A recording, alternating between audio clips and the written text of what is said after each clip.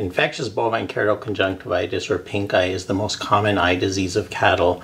It represents an economic loss for producers, both in animals that have reduced weight gains as well as in the cost of treating animals that have the disease. In herds that are intended to be not treated with antibiotics, it presents a challenge for the producer. They cannot market their animals if they've ended up having to treat them. The disease also has an important welfare component. We consider animals that have the disease to experience varying degrees of pain, and so that's another important reason that we are testing an intranasal vaccine to prevent infectious bovine keratoconjunctivitis. This project started in April, and what we did initially was examine a large group of animals, about 200 animals. We kicked out any animals that appeared to have active cases of pink eye, and then of the remaining animals, we randomized them to receive either a control vaccine or placebo, if you will, or the actual vaccine that we are testing. We labeled the vaccines either A or B. I don't know what was in A or what was in B. And so on that initial day, we collected blood samples, we collected tear samples from a cohort of this larger group of about 180 animals, and then we vaccinated them with either vaccine A or vaccine B.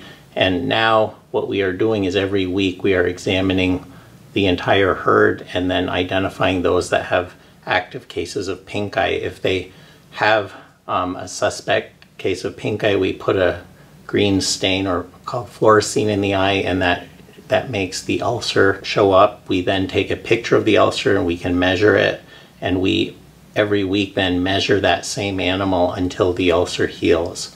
And then on the final project day, we're going to take blood samples again, and at that point the project will be over. If animals have an active case of pink eye that is of a certain size, then we will treat the animal with antibiotics.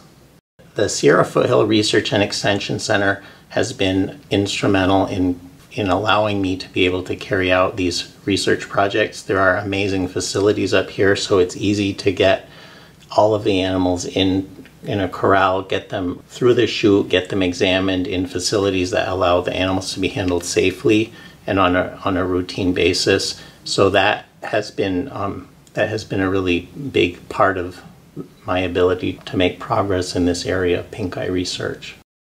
What we are hoping will come about as a result of this research is that we will have found a vaccine that is effective for preventing pink eye in cattle.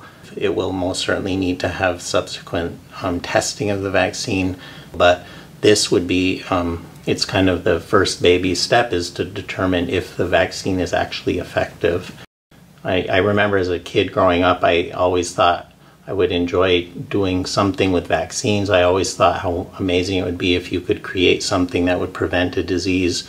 And for me, it's kind of a perfect combination. I get to teach, I get to do research, and so it's been a kind of a fulfillment of a lifetime dream of mine.